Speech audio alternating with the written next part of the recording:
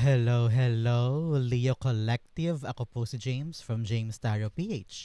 Ito po ang inyong October bonus reading para po sa inyong swerte and success. So mga Leo, let's start. Inhale and exhale at the center of your reading. This is your power. You have, wow, Ace of Wands. Beautiful.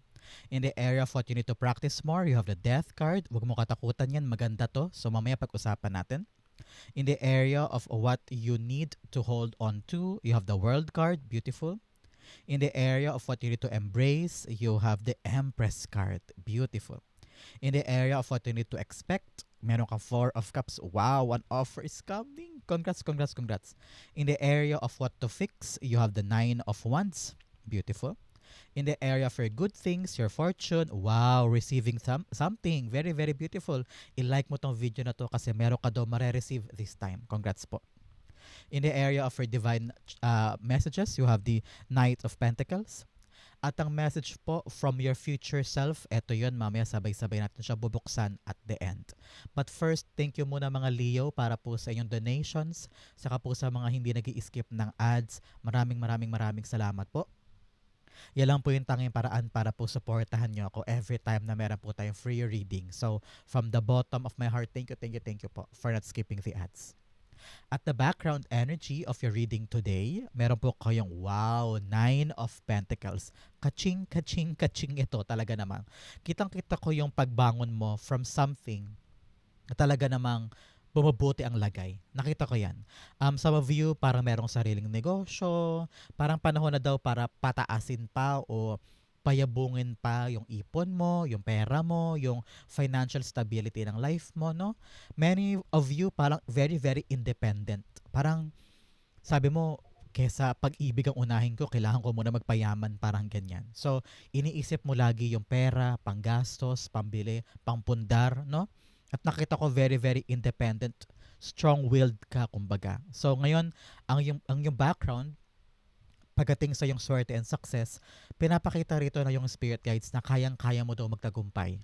Kayang-kaya mong tumayo sa sarili mong paa at asikasuhin ang mga bagay na magbibigay sa'yo ng tagumpay at kaligayahan. Narinig ko rin dito na huwag mo daw kalimutan ang sarili mo sa pag-unlad mo. For example, ikaw ay breadwinner o ikaw yung kumikita sa pamilya o single parent ka. Kung lahat ng perang pinagkatrabahuhan mo, binibigay mo lahat, kailangan daw kasama sarili mo. Okay? Because pag lagi mo binibigay ang lahat, paano ka naman, di ba? So, kailangan kasama ka sa tagumpay. Bumili ka ng mga gamit mo, magpundar ka sa sarili mo because you need to invest also to yourself. Para pagdating ng araw, ma-realize mo, hindi lahat ng pera binigay mo lang lahat. Kailangan meron ka rin for yourself, okay? Oh, but i-clarify, mamaya pa pala. In the center, you have the Ace of Wands. I-clarify ko yung background energy.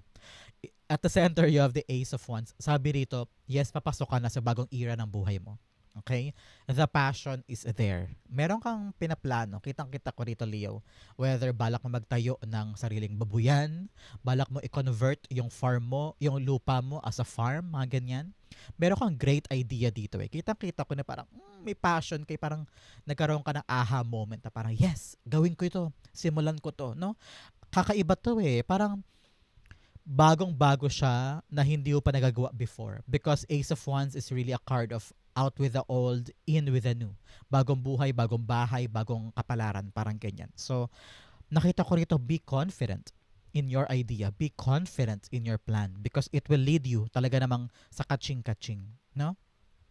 Nakita ko rito na sabi lang yung spirit guides, you need to be parang, I don't know why, kasi ramdam ko bigla yung parang alinlangan mo kung kaya ko ba talagang baguhin ang life ko? Kaya ko ba talagang bitawan yung nakaraan? Kaya ko bang bumago at kumalas doon at mag-start ng pansarili ko? Parang ganyan eh. So, your confidence will be a defining factor sa pagbabagong ito. So, kayang-kaya mo ba talagang bumitaw sa nakaraan at yakapin tong mga naiisip mong bagong paraan? So, nasa sa'yo ang bola, Leo. Okay? Lumipad, kunin natin. Yes, Six of Wands. Wow, kita mo naman, kung alam mo ang Six of Wands sa card of victory. Okay? Yung bago mong gagawin daw, whether new job yan, some of you baka ma-promote, no? At dito na magsisimula ang umangat yung kaperahan mo, maging solid na solid yung financial aspect. It will lead you to your success. Napakaganda dito kaya eyes on the prize. Tumbukin mo, dire-diretso, huwag kang hihinto. Nakita ko yung pag-gain ng momentum. Parang nagsimula lang sa isang idea, nagsimula lang sa isang plano, biglang success agad-agad. So, gumaandar, gumaganda, tumitibay yung plano mong yan. At alam ko in the coming days, Leo, may kita mo rin na parang, ay, maganda to, promising to. Magdudulot sa akin to ng tagumpay. Parang ganyan. Okay? So, congrats, Leo. In the area of what you need to practice more, death card. Death card and something. Meron kang dapat daw bitawan, putulin, tapusin ng mga bagay-bagay sa buhay mo. Halimbawa, tapusin na yung pagka-procrastinate na yan, tapusin na yung negative self-talk. Siguro, imbes na simulan mo agad yung isang bagay, lagi mo muna iniisip, ay baka mag-fail, ay baka hindi ko kaya, ay baka pagtawanan lang ako. Lagi kang nag-negative self-talk. So, baguhin mo yan. Nakita ko rin dito, change of lifestyle. Kung dati, gastos ang gastos, baka kailangan baguhin na in order for you na makaipon, maipundar yung mga tamang pagpundaran, mga ganyan. So, ang pagbabago hindi lang sa paligid, maaring sa sarili din nanggagaling, no? So, isipin mo yan this time. Ano daw ba yung mga bagay sa buhay mo, Leo, na dapat baguhin, dapat itama, dapat i-rework, o dapat nang bitawan, okay? Death card, the card of changes, the card of transformation. So kung talaga namang sabi ko nga sa inyo, meron kang iiwanan kasi bagong buhay talaga to spark of a new life. Maaring promotion nga to, lilipat ka sa ibang kumpanya, lilipat ka sa ibang lugar na medyo angat. Handa ka ba sa pagbabagong yan? Sa pag-abot sa tagumpay mo? Baka kasi bigla kang malula Baka kasi isipin mo, kaya ko ba talaga? Para ka nagkakaroon ng imposter syndrome kahit ang dali-dali naman, kahit kaya mo naman, pinapangunahan ka ng negativity. Kaya lalong bumibigat, lalo ka nagiging komplikado, kumbaga. Death card, the Seven of Swords. Yes, new strategy. Kailangan mo daw this time, Leo, ng bagong atake, bagong diskarte, bagong paraan. Kasi tapos na yung end na siguro ngayon, marirealize mo, Leo, yung mga dati mong ginagawa, hindi na umuubra o parang napaglipasan na at hindi na nakakatulong sa life mo this time. So ano ibig sabihin yan? Tapusin daw, mag-transform ka, bumuo ka ng mga bagong atake na makakatulong sa'yo this time. Parang you need to be updated, you need to keep up with the times. Halimbawa, sa trabaho nyo, lagi kayong um, lumang printer ang ginagamit nyo. So halimbawa ngayon kailangan na magbagong strategy, bagong printer na ang bilhin. O halimbawa yung inyong campaign ay napaglipasan ng panahon, baka kailangan na mag-update. Ano ba yung mga uso ngayon?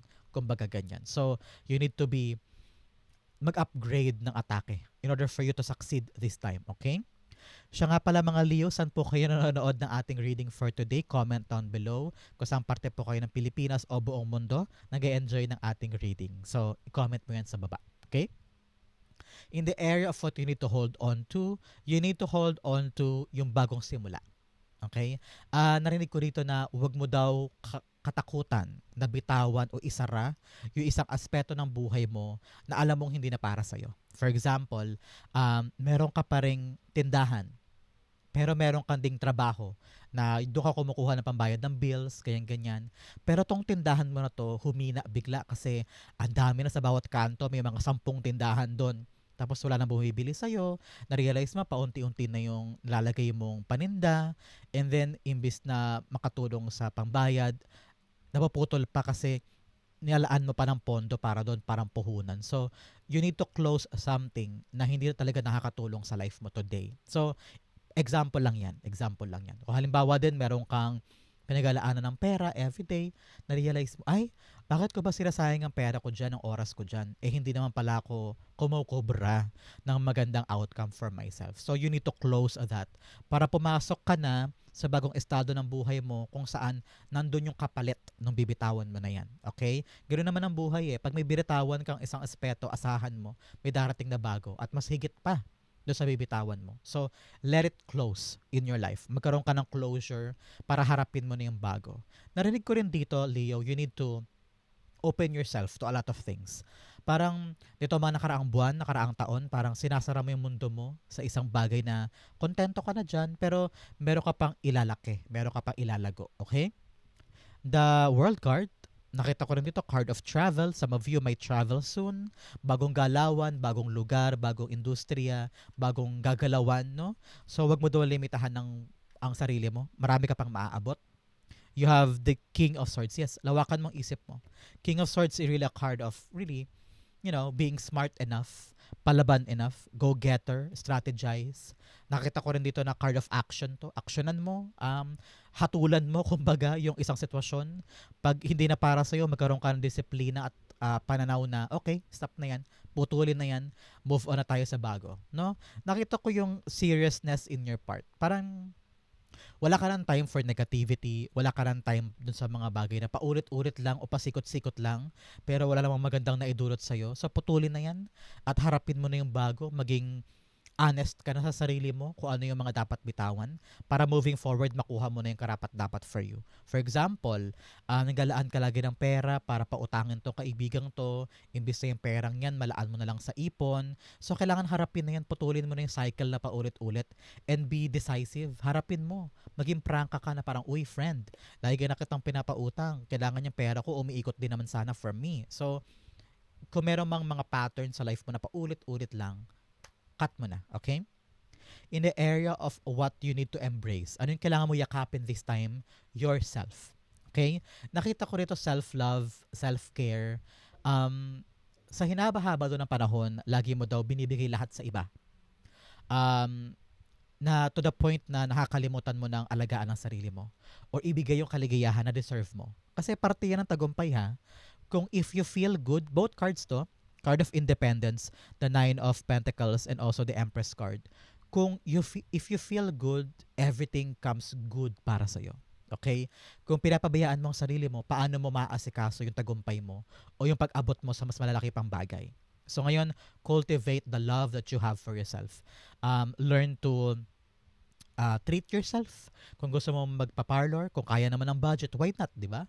Kung gusto mo bumili ng bagong t-shirt, regalo mo sa sarili mo yan. Parang ganyan. So, always treat yourself so that ganahan ka pa na habulin o i-create yung good life for yourself.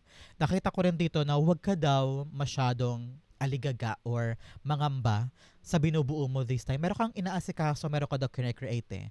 Pero ngayon sabi dito, simplihan mo lang daw. May mga magaan na paraan para asikasuhin yan na nasa favor mo pa rin yung resulta. So, don't over-analyze or don't overcommit to something. Nasa huli, pagod na pagod ka. Imbis na 50% lang, ginagawa mo 500%. Parang ganun. So, learn to pull yourself out of a situation kung sobra-sobra na yung binibigay mo. Kasi, kayang-kaya mo naman daw eh. So, bakit ka daw nagpapakapagod masyado? Parang gano'n yung narinig ko. Halimbawa, meron kang trabaho, 7 to 5 p.m. ang oras. And then nag-overtime ka pa hanggang 6 p.m. or 8 p.m. Hindi naman kailangan. So, hindi naman nag-reflect sa sahod mo. Parang ganyan. So, why give too much on something na madali naman makreate? Parang ganun. Okay? The Empress card. Yun, tumelapon. The Eight of Wands, yes. Eight of Wands, kailangan mo daw talaga this time around to really focus on things na importante for you. Sabi ko nga sa inyo, baka nag-over, commit ka on something, at hindi ka na nakapag-focus sa sarili mo. Okay? Kitang-kita ko rito na yung kine-create mo this time ay yun yung bagay na kayang-kaya naman. Pero with the Eight of Wands here, nakita ko yung parang mabilis na action. You need to do things lightly. Huwag mo daw laging pahirapan ang sarili mo, parang ganyan, okay? In the area of what you need to expect, ano yung asahan mo this time? May darating na offer, may darating na good blessing mula sa mga bagay na hinihintay mo. Ramdam ko yung dissatisfaction mo, ay hindi ka na masaya, disappointed ka about something or someone, and sabi mo, ano ba nangyayari sa akin? Ilang beses na ako nag-try, ito lang yun, parang hindi ka na kontento dyan, parang ganyan. So, asahan mo may darating na bago sa buhay mo na magpapayabong sa iyong kaperahan and also magiging busy ka at babangon ka na. Unti-unti nagkakaroon ka na ng tangible growth pagdating sa iyong kaperahan. Kaya nga sabi ko sa inyo, kung may inaasikaso ka, lagi mo isipin yung sarili mo din. At yung darating with the Eight of Wands here. Nakita ko rito, the right direction is here. Nasa tamang direction ka naman daw, kaya wag mong i-overcomplicate ang mga bagay-bagay. Nakita ko rito, buksan mo ang mata mo ha. Especially sa mga bagay na hinahangad mo for yourself. Kasi nakita ko rito sobrang busy mo sa alam mo yung parang sobra kang nagmo-mourn, sobra kang nalulungkot do sa mga bagay na nawala o sa mga bagay na pumalya.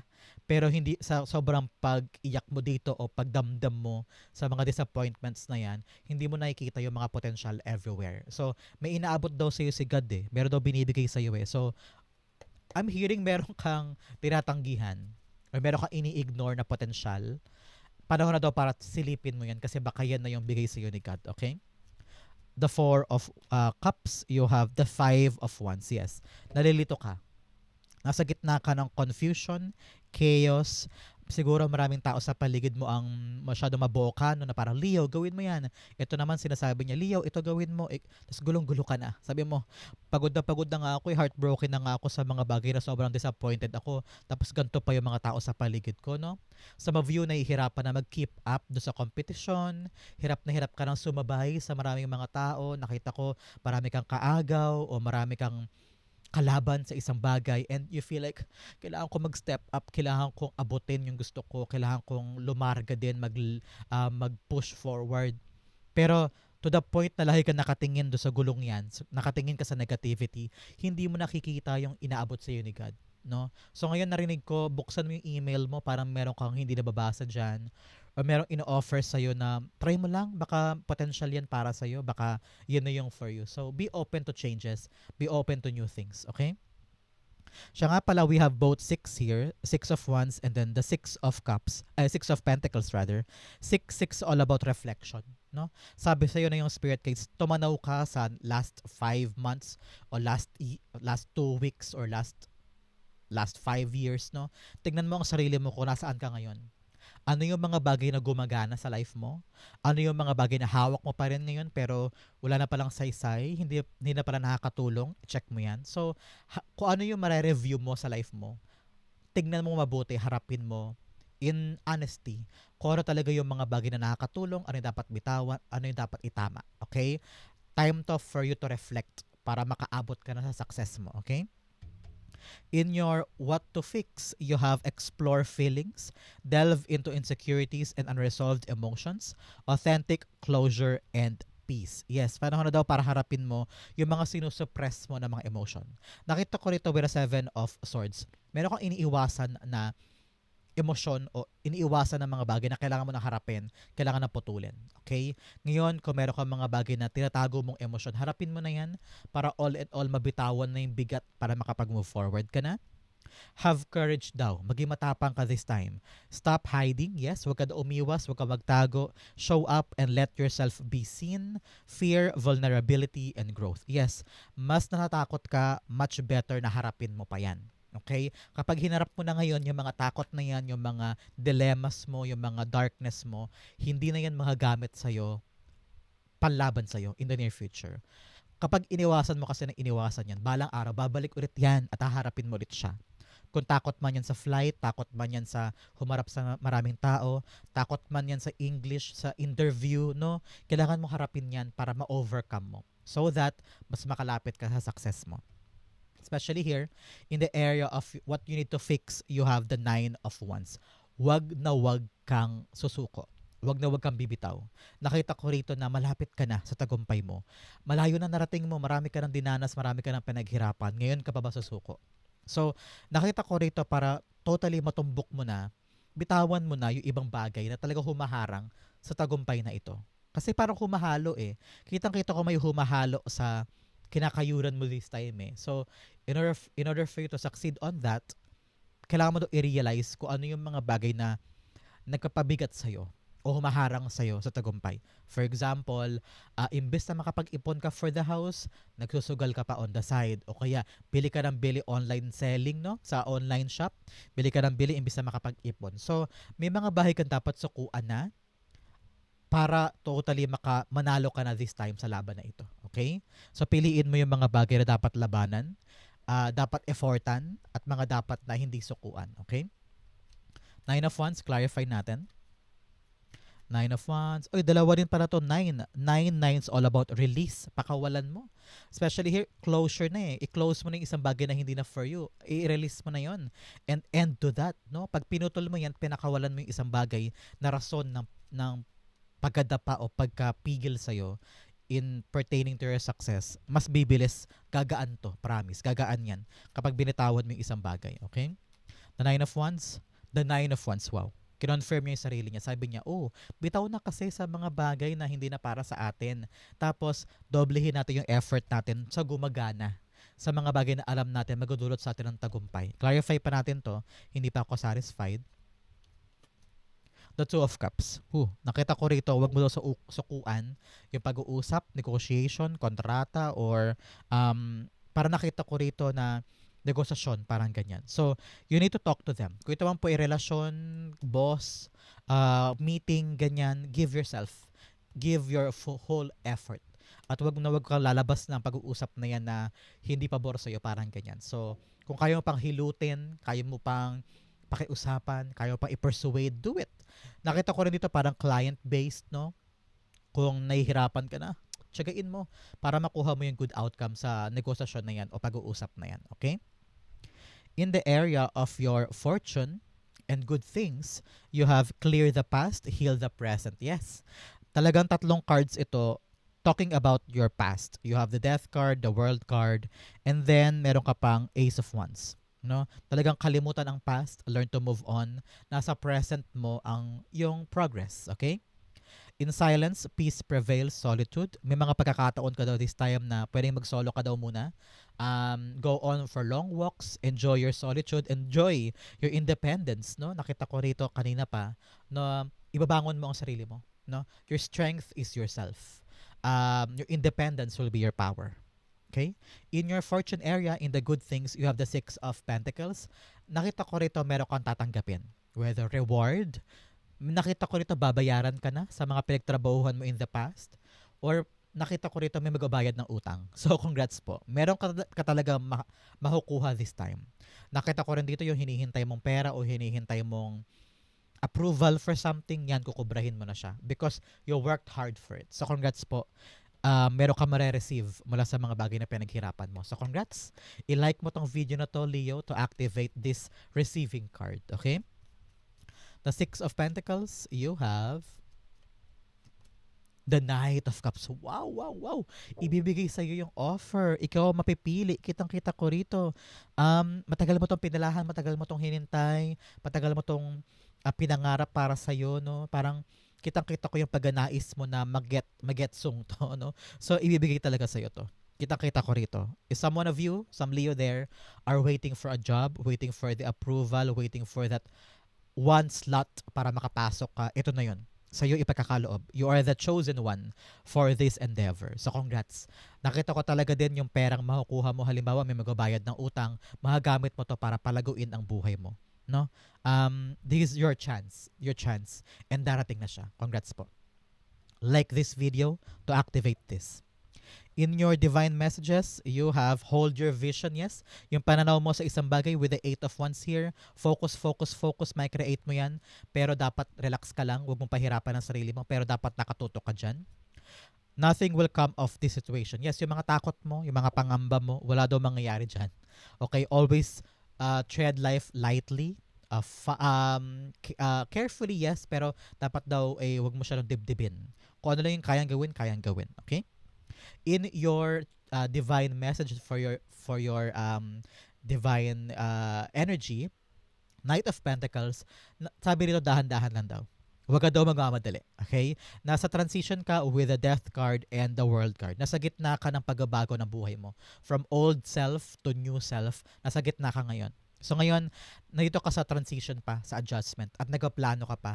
No, marami kang mga bagong haharapin, marami kang mga bagong bagay na hindi mo alam kung paano siya pangahawakan. Pero ngayon kayo po pinapayuhan na yung Spirit Guides Leo to plan ahead. Magplano, meticulosong plano ha, yung doable, yung practical, yung kayang-kaya mong panghawakan, kayang-kaya mong gawin. And nakita ko rito na pag-isipan mo ng mabuti, pag nilay-nilayan, himay-himayin mo ha, hindi porket nagplano ka ngayon, bukas gagawin mo agad. Kailangan talaga mataimtimang plano kasi malaki ito, malaking move ito, especially in your new life, sa mga bagong era o bagong portal na papasukin mo. You really need to make sure na good and sound ang planong yan, okay? The Knight of Pentacles is being clarified by, narinig ko rito, huwag ka daw panghunahan ng iyong emosyon. Okay? You need to use your brain this time, okay? The Knight of Pentacles, the Seven of Pentacles, yes. Para daw magbunga ang isang bagay, mas maganda ng pinagkaplanuhan ng mabuti. Okay? Mas maganda ang bunga kapag mas meticuloso ang plano. So ngayon, if you want this to grow, yung inaasikaso mo, kung gusto mong maganda ang ma-harvest mo na bunga dyan, ngayon pa lang magkaroon ka na ng mataimtimang plano. Okay?